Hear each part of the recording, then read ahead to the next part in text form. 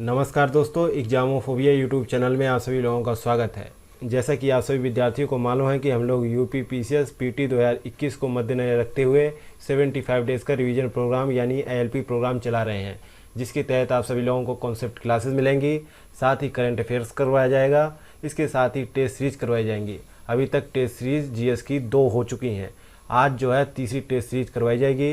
इसके साथ ही जब तक यूपी पीसीएस का पीटी 2021 नहीं हो जाता तब तक लगभग 4500 प्लस एमसीक्यू का रिवीजन प्रोग्राम भी करवाया जाएगा, जिसके तहत प्रत्येक सेशन में 30 प्लस एमसीक्यू करवाए जाएंगे, साथ ही उनका डिस्कशन भी करवाया जाएगा। तो इस तरीके से ये पूरा रिवीजन प्रोग्राम चलता रहेगा जब तक यूपी पीसीएस का पीटी एग्ज़ाम 2021 नहीं हो जाता है। तो चलिए आगे बढ़ते हैं, शुरू करते हैं आज की क्लास क्वेश्चन नंबर फर्स्ट से। क्वेश्चन नंबर पहला है, यूरोपीय संघ के ड्रग वॉचडॉग ने एस्ट्राजेनेका वैक्सीन और दुर्लभ रक्त थक्के के किस मामले के बीच एक संभावित लिंक पाया है? तो पहले का सही आंसर क्या होगा ये बताना है। तो पहले का सही जवाब होगा D option, cerebral Venus sinus thrombosis. D option यहाँ पे सही जवाब होगा। डी ऑप्शन यहाँ पे सही जवाब होगा। नेक्स्ट है क्वेश्चन नंबर दूसरा, हाल ही में लॉन्च किए गए ई सांता के बारे में निम्नलिखित कथनों में से कौन से कथन सही है? पहला कथन है, इसका उद्घाटन केंद्रीय वाणिज्य और उद्योग मंत्री श्री पीयूष गोयल द्वारा किया गया। दूसरा कथन है, यह एक इलेक्ट्रॉनिक मार्केटप्लेस है जो लघु वनोपज और खरीदारों को जोड़ने के लिए एक मंच प्रदान करता है। तो बताइए इसमें से कौन सा ऑप्शन सही होगा? तो यहाँ पर सही जवाब है, दोनों ही कथन सत्य हैं। सी ऑप्शन सही जवाब होगा। भारत सरकार के वाणिज्य एवं उद्योग मंत्री ने हाल ही में एक इलेक्ट्रॉनिक मार्केटप्लेस यानी ई सांता की शुरुआत की है। यह जल कृषकों और खरीदारों को जोड़ने के लिए एक मंच के रूप में काम करेगा। वहीं यह किसानों को बेहतर मूल्य प्रदान करने में सक्षम बनाएगा। इसके अलावा इस पोर्टल से निर्यातक सीधे किसानों से गुणवत्तापूर्ण उत्पादों की खरीद कर सकेंगे, जिससे किसानों को अपने उत्पादों के बेहतर दाम मिल सकेंगे। आगे बढ़ते हैं, देखते क्वेश्चन नंबर तीसरा, निम्नलिखित में से किसने पोषण ज्ञान डिजिटल रिपोजिटरी लॉन्च की है? तो तीसरे का सही जवाब क्या होगा? A option, NITI Aayog. A option सही जवाब है। Niti Aayog Bill and Melinda Gates foundation और centre for social and behaviour change की साझेदारी में अशोका यूनिवर्सिटी ने स्वास्थ्य और पोषण पर एक राष्ट्रीय डिजिटल रिपोजिटरी पोषण ज्ञान लॉन्च किया है। नेक्स्ट है क्वेश्चन नंबर चौथा, हाल ही में संपन्न भारतीय राइनो विजन 2020 के क्या परिणाम प्राप्त हुए हैं? तो यहाँ पर चौथे का सही जवाब होगा सी ऑप्शन, इसने असम में गैंडों की आबादी 3000 प्राप्त करने के अपने लक्ष्य को प्राप्त कर लिया है। सी ऑप्शन यहाँ पे सही जवाब है। हाल ही में इंडियन राइनो विजन 2020 के तहत असम स्थित मानस नेशनल पार्क में 2 गैंडों को स्थानांतरित करने के साथ IRV 2020 अपने लक्ष्य के और अधिक करीब पहुँच गया है। इसे वर्ष 2005 में शुरू किया गया था और भारतीय राइनो विजन 2020 के तहत वर्ष 2020 तक भारतीय राज्य असम में स्थित 7 संरक्षित क्षेत्रों में पहले एक सींग वाले गैंडों की आबादी को बढ़ाकर कम से कम 3000 से अधिक करने का एक महत्वाकांक्षी प्रयास था, जिसको अब लगभग पूरा कर लिया गया है। नेक्स्ट है क्वेश्चन नंबर पाँचवा,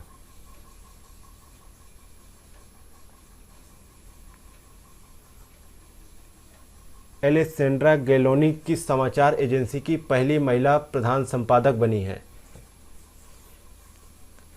तो यहाँ पर पांचवें का सही जवाब होगा सी ऑप्शन, रॉयटर्स की बनी है पहली महिला प्रधान संपादक। एलेसेंड्रा गैलोनी समाचार सेवा रॉयटर्स की पहली महिला प्रधान संपादक बनी है। इस कंपनी के 170 साल के इतिहास में पहली बार कोई महिला इस पद पर पहुंची है। लंदन से काम करने वाली गैलोनी स्टीफन एडलर की जगह लेंगी, जो कि पिछले 1 दशक से इस समाचार संस्थान का नेतृत्व कर रहे थे। नेक्स्ट है क्वेश्चन नंबर छठवां, हाल ही में मीडिया में उल्लिखित नेरो लाइन सीफर्ड 1 क्या है? तो यहाँ पर सही जवाब होगा 6 का ए ऑप्शन, एक आकाशगंगा है। ए ऑप्शन यहाँ पे सही जवाब है। नेक्स्ट है क्वेश्चन नंबर 7वां, फ्रांस का दूसरा सर्वोच्च नागरिक सम्मान night of the arts and letters से किसे सम्मानित किया गया है?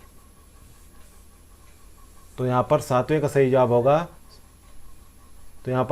जवाब होगा सी ऑप्शन, गुनीत मोंगा को सम्मानित किया गया है। सी ऑप्शन सही जवाब है। Night of the order of arts and letters दूसरा सबसे बड़ा नागरिक फ्रांसीसी सम्मान है।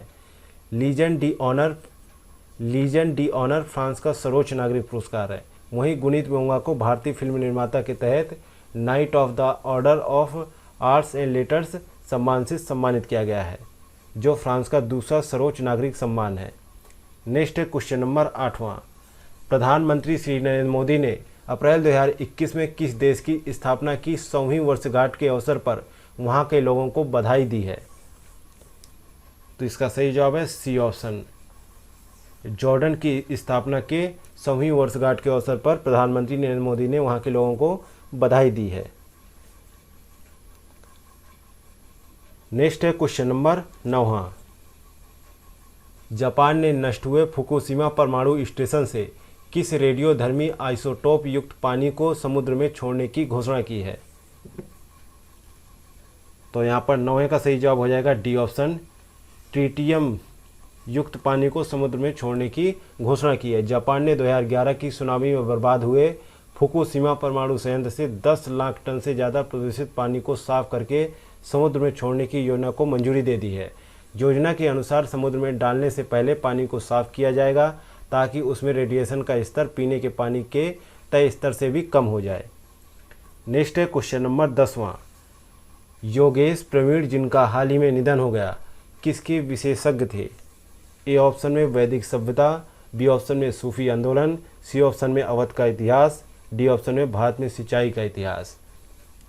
तो यहाँ पर सही जवाब है सी ऑप्शन, अवध का इतिहास। सुप्रसिद्ध इतिहासकार और अवध के कारीगर लखनऊ के विशेषज्ञ योगेश प्रवीण का निधन हो गया है।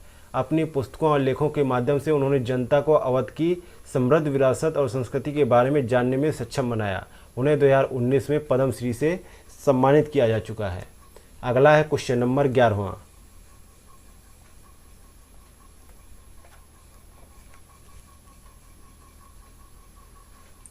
संविधान के संशोधन की प्रक्रिया के बारे में निम्नलिखित कथनों पर विचार करें जैसा कि अनुच्छेद 368 में निर्धारित किया गया है।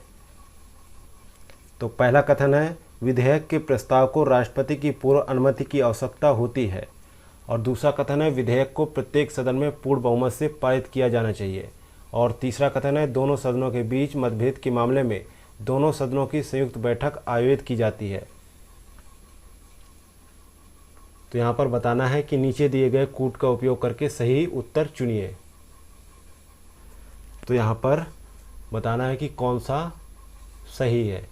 तो इसका सही जवाब है डी ऑप्शन। उपयुक्त में से कोई सा भी सही नहीं है, क्योंकि पहला असत्य इसलिए है कि विधेयक को मंत्री या निजी सदस्य द्वारा प्रस्तुत किया जा सकता है तथा उसे राष्ट्रपति की पूर्व अनुमति की आवश्यकता नहीं होती है, इसलिए पहला कथन यहाँ पे गलत हो जाता है। दूसरा है प्रत्येक सदन में विधेयक को विशेष बहुमत से पारित किया जाना चाहिए, अर्थात सदन की कुल सदस्यता का बहुमत यानी 50% से अधिक तथा वर्तमान में सदस्य उपस्थित और मतदान करने वाले सदस्यों का 2/3 बहुमत होना चाहिए, इसलिए दूसरा भी गलत है। अगला है तीसरा, प्रत्येक सदन को पृथक रूप से विधेयक पारित करना होगा। दोनों सदनों के बीच असहमति के मामले में विधेयक के विचार विमर्श और पारित होने के लिए दोनों सदनों की संयुक्त बैठक आयोजित करने का कोई प्रावधान नहीं है, इसलिए ये भी ऑप्शन गलत है। अब आगे बढ़ते हैं, देखते हैं क्वेश्चन नंबर 12वां। निम्नलिखित में से किस प्रावधान के लिए संसद के विशेष बहुमत तथा आधे राज्य विधानसभाओं की सहमति की आवश्यकता है?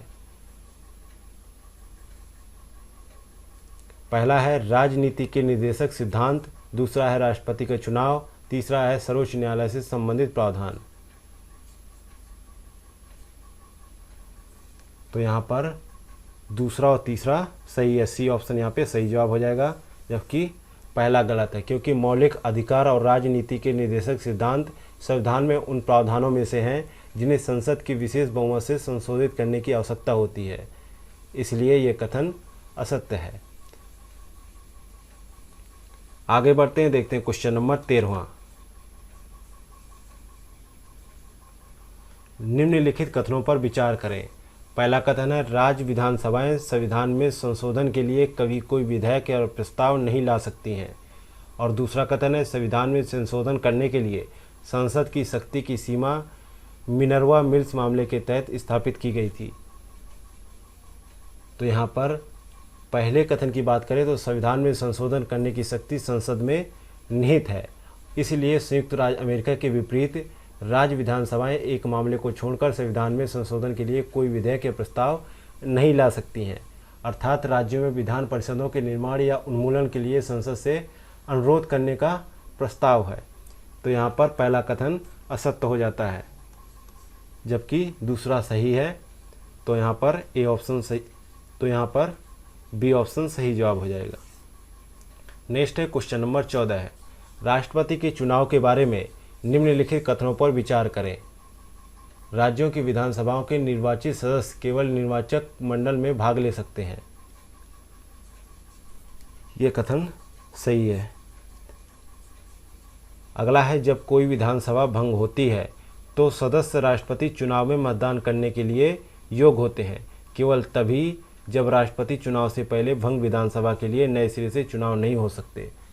तो यहाँ पर ये वाला गलत है, क्योंकि जहाँ एक विधानसभा को भंग कर दिया जाता है वहाँ के सदस्य राष्ट्रपति चुनाव में मतदान करने के लिए योग्य नहीं होते हैं, भले ही भंग विधानसभा के नए चुनाव राष्ट्रपति चुनाव से पहले ना हो। तो यहाँ पर दूसरा कथन गलत हो जाता है, इसलिए ए ऑप्शन सही जवाब होगा। नेक्स्ट है क्वेश्चन नंबर 15 है, राष्ट्रपति की शक्तियों के संबंध में निम्नलिखित में से कौन सा कथन सही है। पहला कथन है वह किसी भी क्षेत्र को अनुसूचित क्षेत्र घोषित कर सकता है, और दूसरा है अनुदान की कोई मांग उसकी अनुशंसा के अलावा नहीं की जा सकती, और तीसरा है वह चुनाव आयोग के परामर्श से संसद के सदस्यों की अयोग्यता के रूप में प्रश्नों का निर्णय लेता है। तो यहाँ पर तीनों ही कथन सत्य हैं, इसलिए डी ऑप्शन यहाँ पे सही जवाब होगा। नेक्स्ट है क्वेश्चन नंबर 16 है, निरपेक्ष वीटो का प्रयोग निम्नलिखित में से किस मामले में नहीं किया जा सकता है। यानी एब्सोल्यूट वीटो का प्रयोग निम्नलिखित में से किस मामले में नहीं किया जा सकता है। नीचे दिए गए कूट का प्रयोग करके सही उत्तर चुनिए। पहला ऑप्शन है निजी सदस्यों के विधेयक के लिए, और दूसरा है संवैधानिक संशोधन विधेयक के लिए, तीसरा है धन विधेयक के लिए। तो यहाँ पर दूसरा ऑप्शन सही है, संवैधानिक संशोधन विधेयक के लिए नहीं किया जा सकता है, इसलिए यहाँ पर बी ऑप्शन सही जवाब हो जाएगा, क्योंकि संवैधानिक संशोधन विधेयक के संबंध में राष्ट्रपति के पास वीटो शक्ति नहीं है। 1971 के 24वें संवैधानिक संशोधन अधिनियम ने राष्ट्रपति के लिए संवैधानिक संशोधन विधेयक पर अपनी सहमति देना अनिवार्य कर दिया है। नेक्स्ट है क्वेश्चन नंबर 17 है, सुप्रीम कोर्ट ने विभिन्न मामलों के तहत राष्ट्रपति की क्षमा शक्ति की जांच की तथा निम्नलिखित सिद्धांतों को निर्धारित किया। इस संदर्भ में निम्नलिखित में से कौन सा कथन सही है। पहला ऑप्शन है दया के लिए याचिकाकर्ता को राष्ट्रपति द्वारा मौखिक सुनवाई का अधिकार है। दूसरा ऑप्शन है राष्ट्रपति नए सिरे से साक्ष्यों की जांच कर सकता है तथा न्यायालय द्वारा लिए गए दृष्टिकोण से अलग विचार कर सकता है। और तीसरा ऑप्शन है राष्ट्रपति अपने आदेश के लिए कारण देने हेतु बाध्य नहीं है। तो यहाँ पर बताना है कि कौन सा ऑप्शन सही है। दूसरा तीसरा सही है, लेकिन पहला गलत है। तो यहाँ पर सी ऑप्शन सही जवाब होगा, क्योंकि दया के लिए याचिकाकर्ता को राष्ट्रपति द्वारा मौखिक सुनवाई का कोई अधिकार नहीं है। तो यहाँ पर पहला ऑप्शन गलत हो जाता है।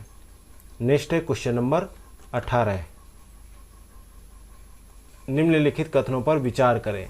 पहला कथन है राष्ट्रपति के पास संवैधानिक के साथ साथ स्थिति जन विवेकाधिकार भी है, और दूसरा है वह प्रधानमंत्री की नियुक्ति में अपने विवेकाधिकार पर कार्य कर सकता है जब किसी भी दल के पास लोकसभा में स्पष्ट बहुमत नहीं होता है।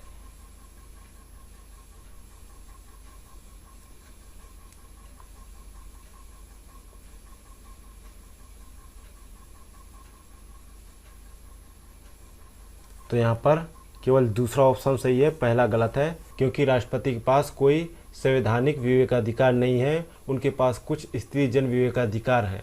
दूसरे शब्दों में राष्ट्रपति अपने विवेकाधिकार से अर्थात मंत्रियों की सलाह के बिना जो है निम्नलिखित स्थितियों में कार्य कर सकते हैं, जैसे कि प्रधानमंत्री की नियुक्ति तब होती है जब किसी भी दल के पास लोकसभा में स्पष्ट बहुमत नहीं होता है, ये जब कार्यालय में प्रधानमंत्री की अचानक मृत्यु हो जाती है और कोई स्पष्ट उत्तराधिकारी नहीं होता है।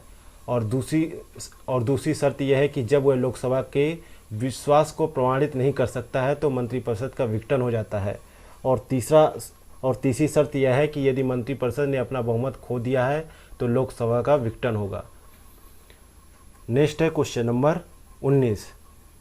उपराष्ट्रपति के कार्यालय के बारे में निम्नलिखित कथनों पर विचार करें।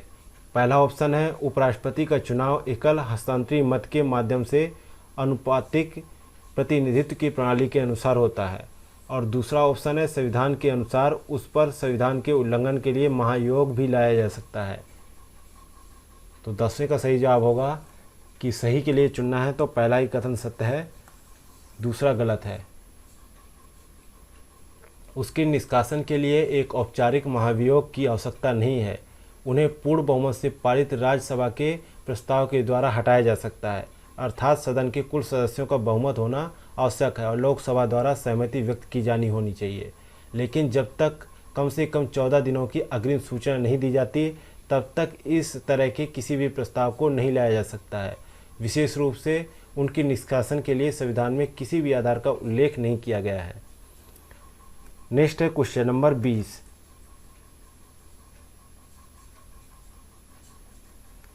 भारतीय संविधान के प्रति सच्चा विश्वास और निष्ठा रखना निम्नलिखित में से किसकी शपथ का हिस्सा है। पहला ऑप्शन है राष्ट्रपति, दूसरा है प्रधानमंत्री, तीसरा है मंत्रिपरिषद, चौथा है सुप्रीम कोर्ट के न्यायाधीश। तो यहाँ पर सही जवाब क्या होगा? सी ऑप्शन सही है। दूसरा, तीसरा और चौथा ये शपथ प्रधानमंत्री, मंत्रिपरिषद और सुप्रीम कोर्ट के न्यायाधीश लेते हैं, क्योंकि राष्ट्रपति की शपथ कार्यालय को ईमानदारी से निष्पादित करने के लिए ली जाती है, साथ ही संविधान और कानून का संरक्षण, सुरक्षा और बचाव करना तथा भारत के लोगों की सेवा और कल्याण के लिए स्वयं को समर्पित करना, ऐसी शपथ ली जाती है राष्ट्रपति द्वारा। नेक्स्ट है क्वेश्चन नंबर 21। प्रधानमंत्री कार्यालय के बारे में निम्नलिखित कथनों पर विचार करें। पहला कथन है संविधान के अनुसार एक व्यक्ति जो संसद के किसी भी सदन का सदस्य नहीं है उसे 6 महीने के लिए प्रधानमंत्री के रूप में नियुक्त किया जा सकता है, जिसके भीतर उसे संसद के किसी भी सदन का सदस्य बनना चाहिए। और दूसरा कथन है वह राष्ट्रपति की प्रसाद पर्यंत पद धारण करता है, इसलिए किसी भी समय राष्ट्रपति द्वारा हटाया जा सकता है। तो बताइए कौन सा कथन सही है? तो यहाँ पर दोनों ही कथन असत्य हैं, ना तो पहला सही है ना तो दूसरा, क्योंकि 1997 में सर्वोच्च न्यायालय ने कहा कि जो व्यक्ति संसद के किसी भी सदन का सदस्य नहीं है उसे 6 महीने के लिए प्रधानमंत्री के रूप में नियुक्त किया जा सकता है, जिसके भीतर उसे संसद के किसी भी सदन का सदस्य बनना चाहिए, अन्यथा उसका प्रधानमंत्री पद समाप्त हो जाएगा। लेकिन संविधान में ऐसा कोई प्रावधान नहीं है, इसलिए ये कथन गलत है। और दूसरे कथन की बात करें तो प्रधानमंत्री का कार्यकाल तय नहीं है और वह राष्ट्रपति के प्रसाद पर्यंत के दौरान पद पर रहते हैं। हालांकि इसका अर्थ यह नहीं कि राष्ट्रपति किसी भी समय प्रधानमंत्री को हटा सकता है। जब तक प्रधानमंत्री को लोकसभा में बहुमत का समर्थन प्राप्त है उसे राष्ट्रपति द्वारा हटाया नहीं जा सकता है। हालांकि अगर वह लोकसभा का विश्वास खो देता है तो उसे इस्तीफा देना चाहिए या राष्ट्रपति उसे हटा सकते हैं। आगे बढ़ते हैं, देखते क्वेश्चन नंबर 22। प्रधानमंत्री के कार्यों के बारे में निम्नलिखित में से कौन सा कथन सही है? कौन सा कथन सही है? वह राय के अंतर के मामले में राष्ट्रपति को एक मंत्री को बर्खास्त करने की सलाह देता है, यही कथन सही है। बाकी गलत है। वह मंत्रियों के वेतन और भत्ते का निर्धारण करता है, यह कथन गलत है। और वह वित्त आयोग के सदस्यों की नियुक्ति करता है, यह भी गलत है। और वह लोकसभा अध्यक्ष की नियुक्ति के लिए राष्ट्रपति को सलाह देता है, यह भी गलत है। नेक्स्ट है क्वेश्चन नंबर 23। 91वें संवैधानिक संशोधन अधिनियम द्वारा निम्नलिखित में से कौन सा प्रावधान प्रस्तुत किया गया था?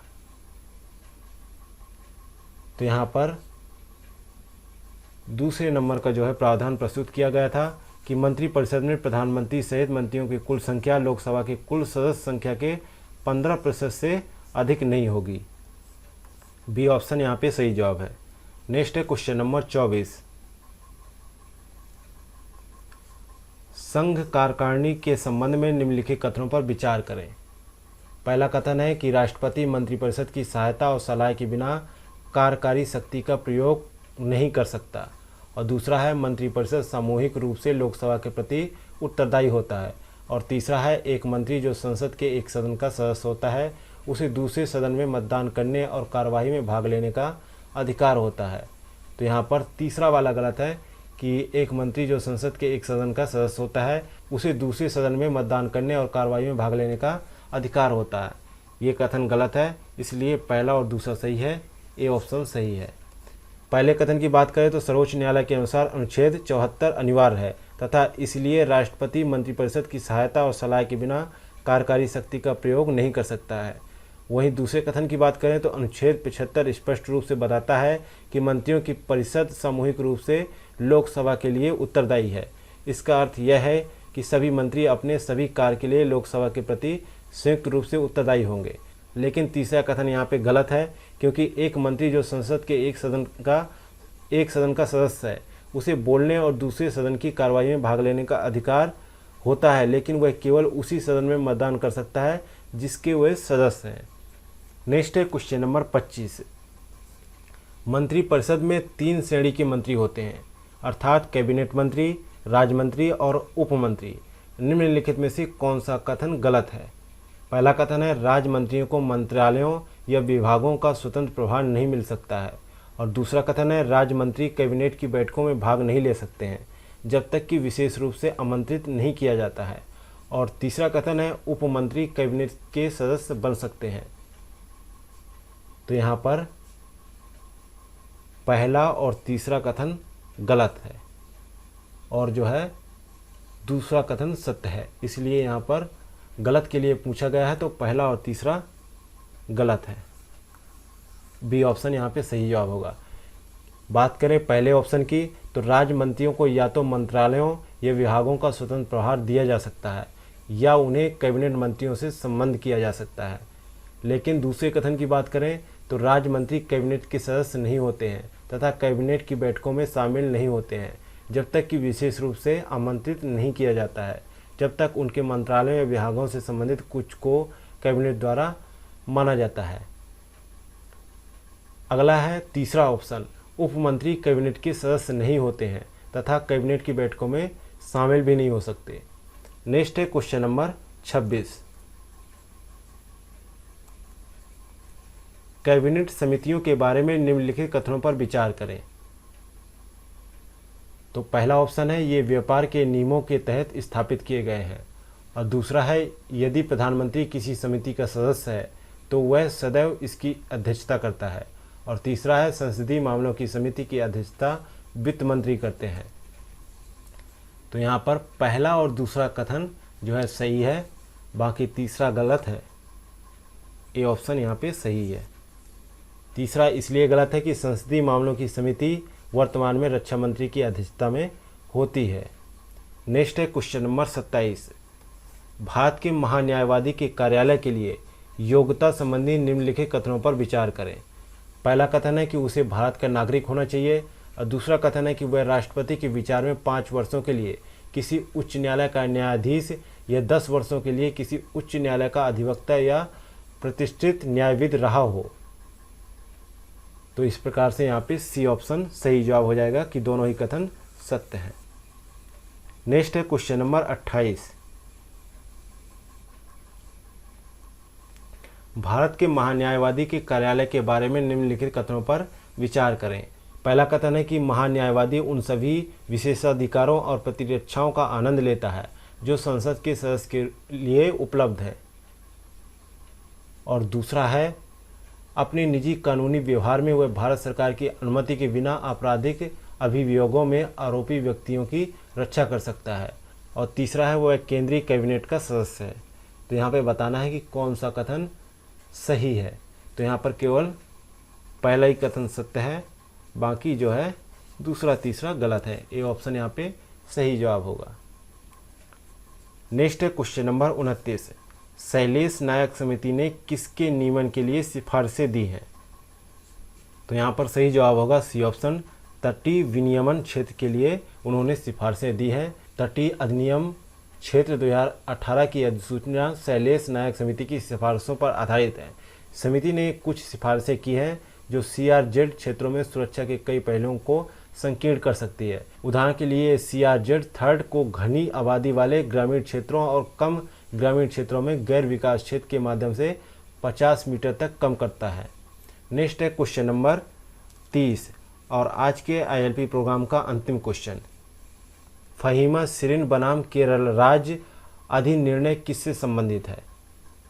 तो इसका सही जवाब होगा बी ऑप्शन, इंटरनेट के अधिकार से संबंधित है। बी ऑप्शन यहाँ पे सही जवाब है।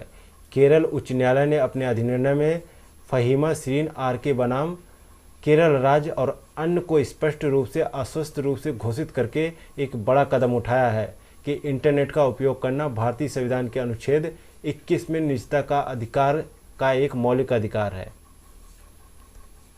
इसी के साथ ही ILP प्रोग्राम का 11वां सेशन यहीं पे कंप्लीट होता है।